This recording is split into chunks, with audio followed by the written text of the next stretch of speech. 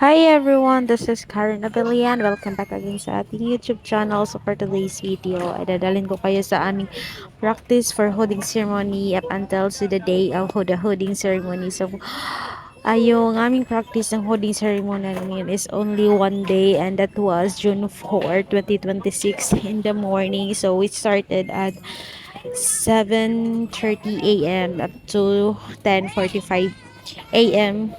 that day, and then yung aming holding ceremony naman is June 8, 2026. So usually mag-start yung aming holding ceremonies at 8 a.m. at until to 12 noon in the afternoon, and I am so excited for that, and I hope that everything will be alright. So during our practice is dito gaganipin yung kung saan kami uupo, kung sino yung mauuna sa amin, sino yung kasunod. Tapos yung aming paglakad papunta doon kung saan kami ihuhod ang aming mga parents, ang aming mga relatives, kung sino yung representative. So, bali yung representative ng holding ceremony is isa lang talaga. So, hindi sila pwede dalawa kasi meron silang ticket kung sino na talaga yung allowed na pwedeng pumunta doon sa holding ceremony. So, the main reason why kung bakit nila tinitiket, binibigyan ng ticket yung ganun para hindi masyadong crowded yung sa loob mismo ng simbahan kasi actually malaki yung simbahan, pero since madami din kaming graduate, and for the first session is 809 kami na students na nandoon, kaya that is the main reason why kung bakit kami nilimitahan nila yung pupunta ng holding ceremony at saka yung graduation ceremony. So, yeah, this is the best. So, yung nauna before the holding is yung baccalaureate mass. Nagmass muna ng 8 a.m. at until to 9. Tapos pagkatapos na nag-break, health break lang kami ng 15 minutes. After the health break is holding ceremony na. So, ganun yung nangyayari ng June 8, 2026. I am so happy and excited kasi this is the day na kung saan talaga kami ito yung pinaka the best na nangyayari sa aming buhay kasi although we need to prepare, pero hindi na kami magpe-prepare for the exams. Hindi kami na magpe-prepare for the presentation, for the reporting and all.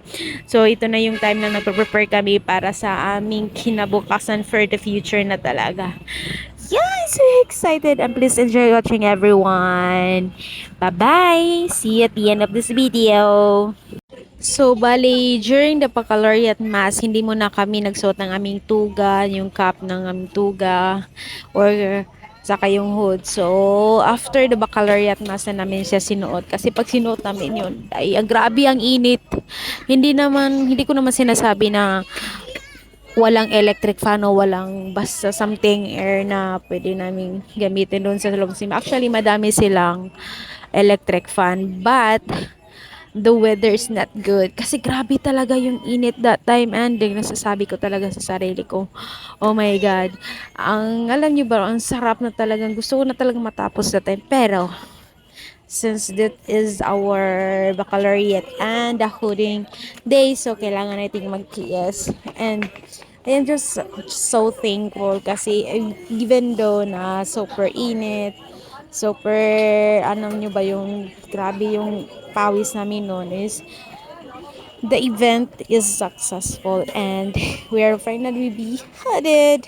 And after ng baccalaureate mass, so nagsuot na kami sa aming what do you call this one, datuga, tapos yung ano ba tawag yung cap, tapos yung aming hood, hindi muna namin isuot kasi pupunta pa kami sa front yan, tapos isusot yun ng aming parents or di kaya yung mga kung sino yung representative. So this hooding ceremony, yung representative ko dito, kaya yung naguhood sa akin is yung boyfriend ko, since isa ni naman siya sa one of the reason kung bakit ako nakakapagtapos ng college. So siya yung pinahod ko, tapos dun sa graduation is si mama naman. So bali parang just a balance lang.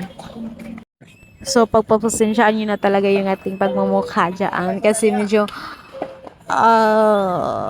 hindi talaga tayo marunong mag-makeup even though that I am a girl, pero hindi talaga ako marunong mag-makeup. So nagdi-DIY lang talaga po ako dyan at hindi ako tumitingin ng video kasi wala naman akong ibang magagamit. So yun.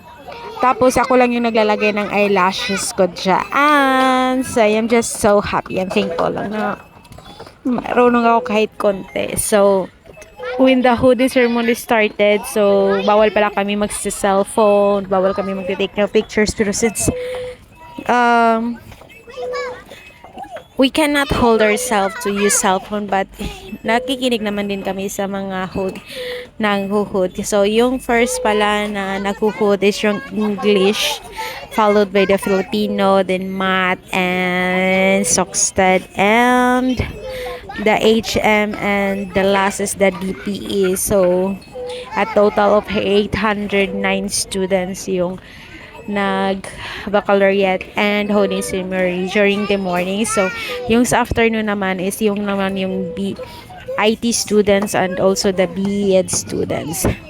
So yeah, so uwian na. This is my classmates, so nagbababay lang kami sa aming video. So see you later. Please enjoy watching, everyone. Please like and subscribe. Bye-bye. So, the recessional, o yung pauwi na kami, is yung nauuna lagi yung aming marshals, which is our mentors or our teachers or mga advisory namin, ganon. Ano lang, sakay lang ka. Narapog na, sakay lang ka.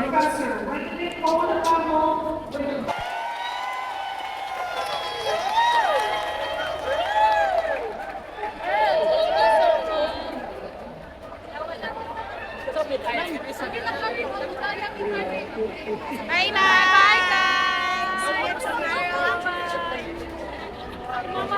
See you tomorrow.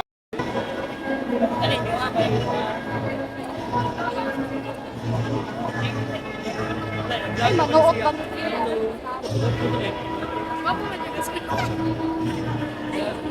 Thank you, sir. Grabe kay makadaon mo na dyan kapuyo.